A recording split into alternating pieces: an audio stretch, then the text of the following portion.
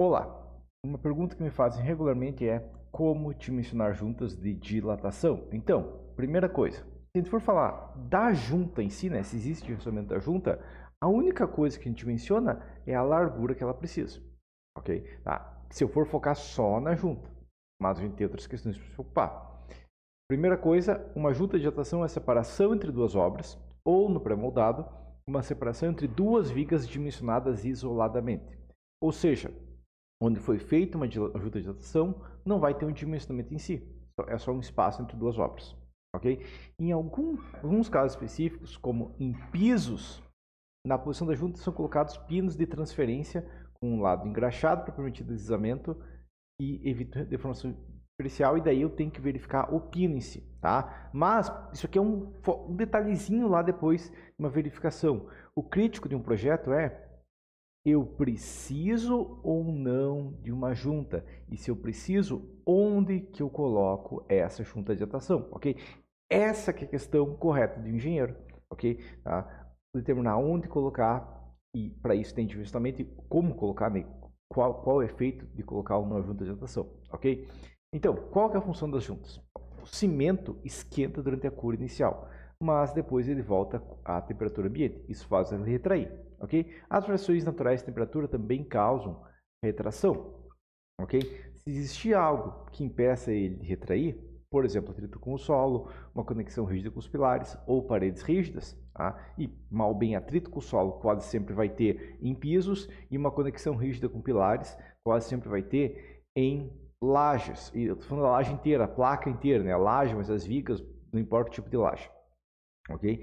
E se tiver paredes rígidas, mais ainda. Ok? Então a questão é: essa conexão vai ter, a não ser que eu faça uma conexão solta, onde eu só largo uma peça em cima da outra, igual o caso do pré-moldado. Porque se for concreto in situ, vai ter uma conexão rígida, vai transmitir esforços, mas ao mesmo tempo vai gerar esse efeito de impedir de retrair. Ok? Então, se eu tenho uma peça e ela está tentando encurtar e eu seguro ela para não deixar ela encurtar, eu estou esticando ela, eu estou gerando tração, ok? E quando eu gero tração no concreto, sendo que o concreto não é eficiente na tração, ele tende a sofrer fissuras e perder durabilidade. As juntas impedem esse efeito de duas maneiras. Tem a junta de retração e a de dilatação, que são dois métodos diferentes de combater essa fissuração, ok?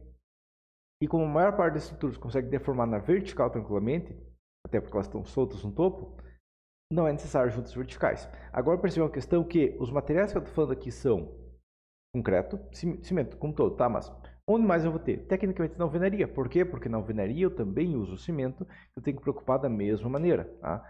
E na metálica?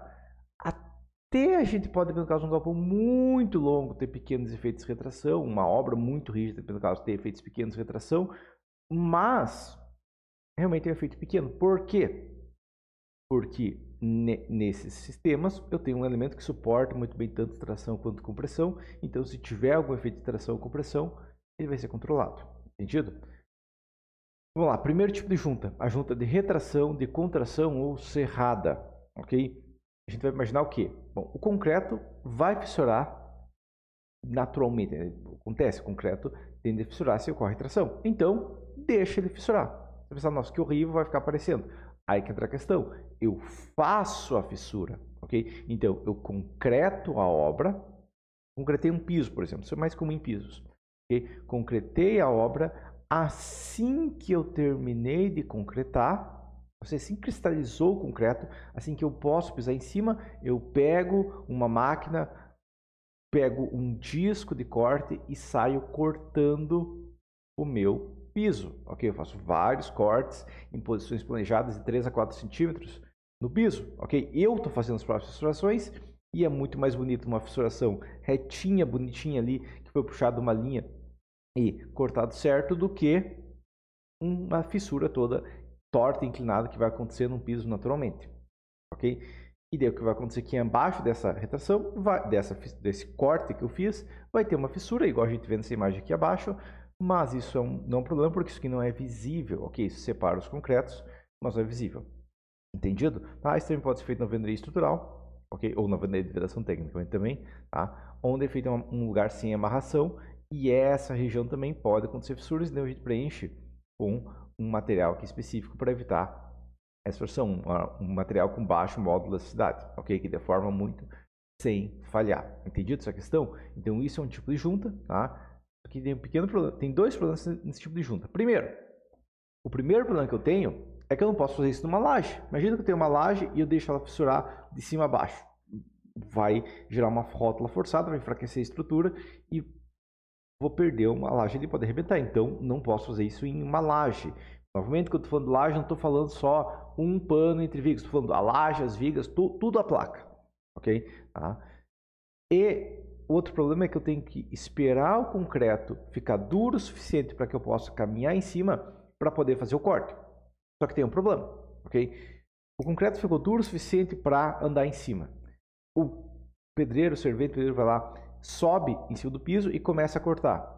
Ele vai conseguir cortar o piso inteiro em 30 segundos? Não, ele vai gastar algumas horas fazendo isso. E nesse meio tempo, o concreto, quanto mais longo for o pano, né? Quanto mais longo for o pano, mais tempo ele vai levar também, mas quanto mais longo for o pano, mais vai retrair, mais vai fissurar. Ok? Então, não é suficiente apenas concretar o piso, eu tenho que também concretar o piso e cortar ele. Eu tenho que também fazer juntas de dilatação, ok? O que é isso? Bom, ao invés de concretar 5.000 metros quadrados de uma vez e daí sair cortando o mais rápido possível para evitar uma fissuração, eu faço panos menores, ok?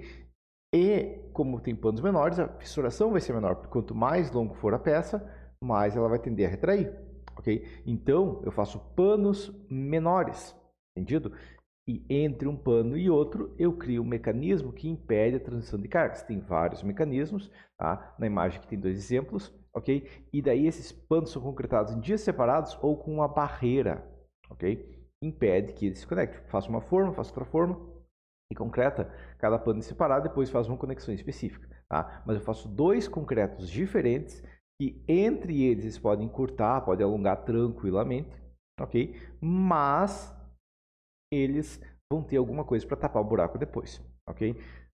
Pode ser uma barra de transferência para transferir cargas verticais, ou pode ser só um preenchimento aqui e não ter transição de barra de cargas verticais nenhuma, ok? Tem várias opções, esses são exemplos, ok?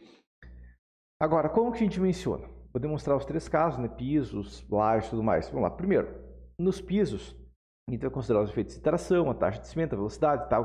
Isso aqui vai ser um abrangente geral, tá? Porque isso aqui teria que entrar no foco de ensinar exatamente cada detalhe e daí vai ter que entrar a questão de rigidez do solo abaixo e tudo mais. Mas a questão é, as juntas de retração num piso ficam entre 30 e 60 espessuras geralmente. Então, um piso de 10, 3 a 6 metros. Um piso de 15, 4,5 a 9 metros, ok? Isso é determinado dentro do projeto, onde o engenheiro vai verificar o efeito de tração, a taxa de cimento, a velocidade de cura, o tempo até ao corte, entre vários outros fatores, para determinar esse espaçamento, ok? E, claro, os cortes têm que ser feitos em ambos os eixos, 30 centímetros de espessura dos dois eixos, fazendo quadrados. Por quê? Porque o concreto não escolhe o sentido que ele vai fissurar, ok? Então, tem que ser feito em todos os eixos, o mesmo espaçamento. Se eu fizer 4 metros num sentido e 6 metros no outro, é como se eu tivesse feito tudo 6, eu estou gastando mais cortes, ok?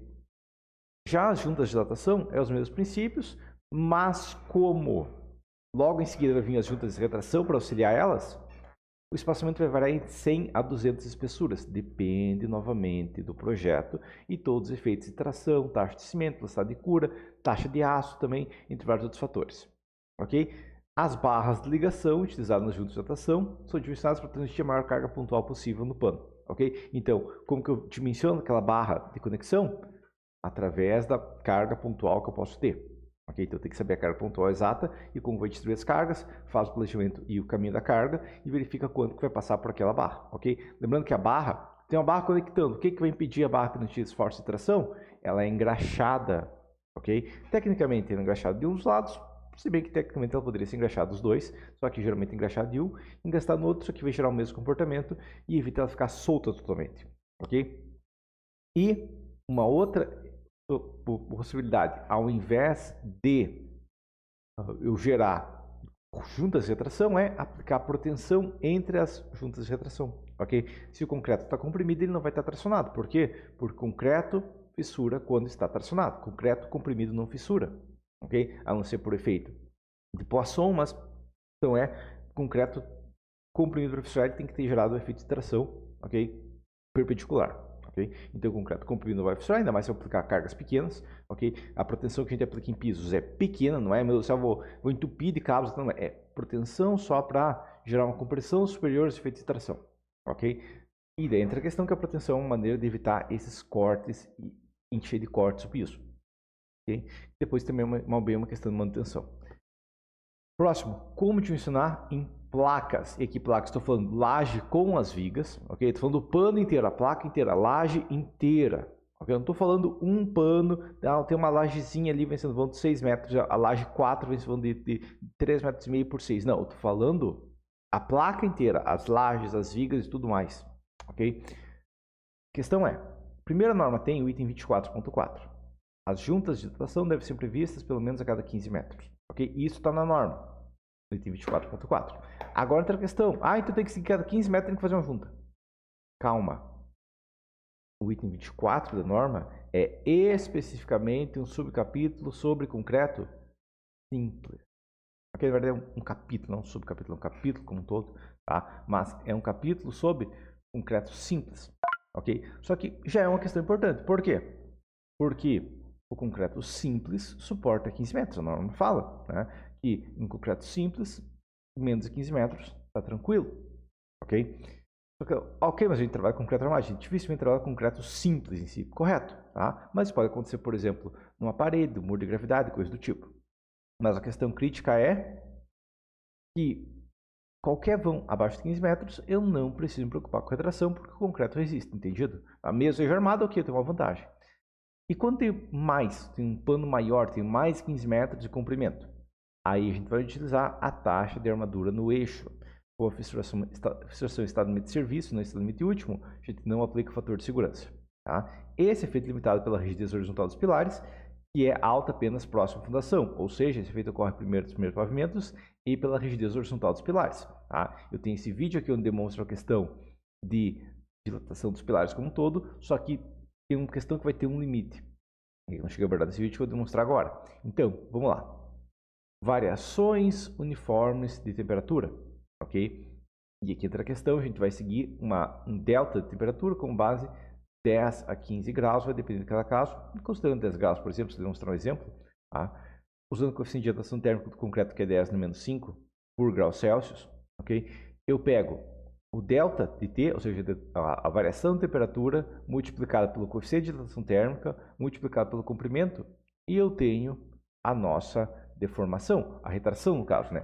O encurtamento, né? A retração do concreto. Se eu estou pensando numa laje de 10 metros, ela vai diminuir 0,1 centímetro. Perceba que não é um efeito visível. Tá? O prédio tinha 10 metros, agora está com 9,999. Tá? O prédio de 20 metros vai ficar com 0,2. Então, uma placa, quando ela tem o dobro de comprimento, ela retrai o dobro. Ok? Agora entra outra questão. Vamos calcular a pressão de tração equivalente. Okay? E a tração média triangular. Ok? Por quê? Bom, porque os efeitos de retração vão aumentando conforme eu chego no meio. Okay? Bem na ponta não tem retração. E o cálculo básico que vai ter vai ser o P vezes L sobre AI. Ok? Isso aqui é o quê? Eu estou verificando quanto de tração eu tenho que aplicar para alongar de novo meu concreto para voltar a ter 10 ou 20 metros. Ok? Porque os pilares não vão deixar a minha laje encurtar. Ok? Então eles vão suportar, vou gerar uma força. Tá? Mas o máximo de força que isso pode gerar vai ser o quê? Usando a deformação 0,1, colocando nessa fórmula aqui, ó, 10 centímetros, 250 kgf centímetro quadrado, tudo mais, jogo aqui, vai dar 0,025 kgf centímetro quadrado, dá 12,5 kgf por centímetro quadrado. Essa é a tração no caso de 10 metros. Quando eu mudo para 20 metros, eu dobro o meu comprimento L e eu dobro a minha deformação. Mas, como eu reduzi a rigidez pela metade, vai continuar sendo 12,5. Acaba sendo um efeito constante dependendo da dilatação térmica. Ok? Dobra o comprimento de tração, reduz a rigidez axial, ou seja, a tração máxima final, né? Claro, limitado pela questão dos pilares, mas a tração máxima final, não importa o L. Tá? Então, em lajes, a gente evita a retração com ar de aço igual ao quê? Se eu respeitar isso, vai estar tranquilo. Claro, tem que verificar outros fatores, mas 0,25% já não é uma preocupação. Ok? Lembrando que esse é o máximo e está limitado a rigidez dos pilares e paredes. Lembrando que quando estou falando da laje, estou falando do sistema inteiro, não é só a laje, estou falando da laje, as vigas e tudo mais. Ok? Tá? E está limitado a rigidez dos pilares e das paredes, que ao deformar vão reduzir esse valor, mas transmitir isso em mais pavimentos. Lembrando que isso aqui é feito nos primeiros pavimentos. Ok? E como funciona no caso de alvenaria estrutural, que também tem que ser verificado. No caso de alvenaria estrutural, ela é muito mais rígida. Ok? Sendo muito mais rígida, esses efeitos tendem a ser piores, né? Por quê? Porque a primeira questão que vai acontecer é que vai segurar muito mais a laje, porque ela é muito mais rígida, tá? Mas a outra questão é, a gente usa os limites da NBR 16868. Então, as paredes são mais rígidas, as lajes de concreto, né, também atingem tensões próximas ao limite, calculado tranquilamente. Então, muitas vezes pode acontecer, o tipo de laje vai alterar comportamento como um todo. Mas a questão crítica é a gente vai seguir essa tabela aqui para a junta de retração, ok? E essa tabela para a junta de dilatação, entendido? Então essa tabela aqui vai depender do tipo, se é cerâmica, se é concreto, se é externa, se é interna, se é mais grossa, se é mais fina e tudo mais. E aqui a gente vai ter a junta de dilatação, que é no máximo 24 metros geral sempre. Ok? Novamente a questão que a norma fala, esse limite pode ser alterado, desde que se faça uma avaliação térmica dos efeitos. Okay? E também a questão é que com uma armadura mínima horizontal também permite aumentar o espaçamento. Ok? Então isso aqui é o caso de alvenaria estrutural, são valores fixos normativos. Entendido? Bom, adicionar ou eliminar juntos do modelo estrutural pode gerar economia ou estragar a obra. Tá? Para acompanhar na prática, mostrando os critérios que eu uso, para aprender como detalhar essas juntas de maneira adequada e de maneira a garantir evitar efeitos negativos de retração, tá? Tudo isso demonstro dentro do curso de concreto armado avançado, ok? Que é focado justamente em obras maiores, onde junta de retração como essa ser necessária, ok? Tá? Mas essa é a questão crítica, tá? Eu, como falei, né, abordo dentro do curso toda essa questão de retração, sigo um projeto inteiro de um prédio, ok? Mas eu demonstro a questão de retração, como planejar e onde colocar e como fazer esse detalhamento, beleza? Mas por enquanto é isso então.